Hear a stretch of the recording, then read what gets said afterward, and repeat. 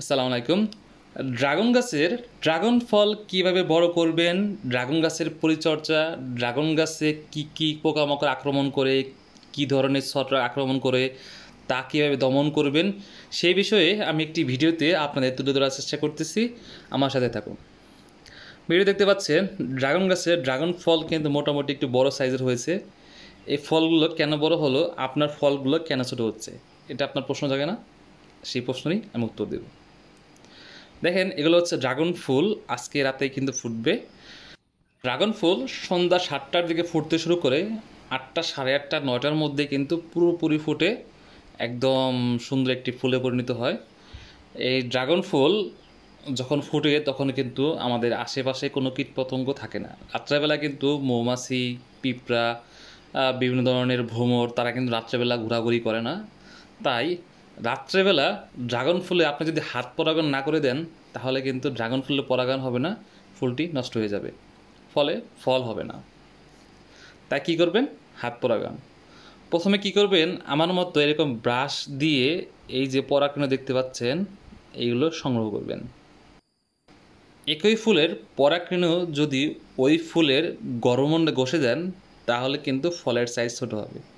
তাই একটি ফুল থেকে আপনি পরাগরেণু নেবেন, সেই পরাগরেণু অন্য ফুলে ঘষে দেবেন।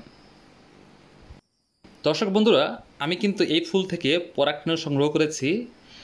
পরাগরেণু সংগ্রহ করে আমি এই যে অন্য আরেকটি ফুলের গড়মণ্ডে ঘষে দেব। আপনি খেয়াল করেন, দেখেন যে এই যে চারপাশে পরাগরেণু দেখতে পাচ্ছেন, উপরে একটা অংশ উঁচু হয়েছে। এই উঁচু অংশ হচ্ছে গড়মণ্ড।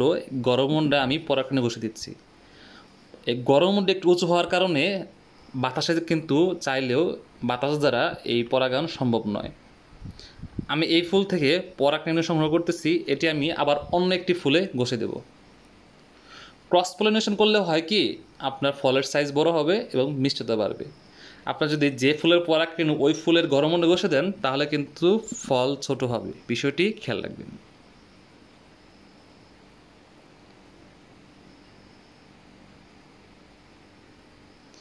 এই যে পরাগরেণু দেখতে পাচ্ছেন, এই পরাগরেণু কিন্তু গড়মণ্ড থেকে কিছুটা নিচে অবস্থান করতেছে। তাই রাতের বেলা যদি বাতাস চলাচল করে, বাতাসের প্রবাহের কারণে কিন্তু এই পরাগরেণু গড়মণ্ডে এসে পড়বে না। যদি পরেও একটু পড়বে। গড়মণ্ড বা স্টিগমা পর্যাপ্ত পরিমাণে পরাগরেণু না পেলে আপনার ফলের সাইজ একদম ছোট হবে। এই যে স্টিগমায় আঠালো পদার্থ রয়েছে, এই আঠালো পদার্থে কিন্তু পরাগরেণুগুলো লেগে যাচ্ছে। ব্রাশ দিয়ে ঘষার কারণে ওর আশেপাশে যতটুকু পরাগরেণু ধরে রাখার মতো জায়গা আছে, সবটুকুতে কিন্তু পরাগরেণু লেগে যাচ্ছে। তাই গাছের পর্যাপ্ত পরিমাণে পরাগরেণুর জন্য আমরা হাত পরাগায়ন করে দেব।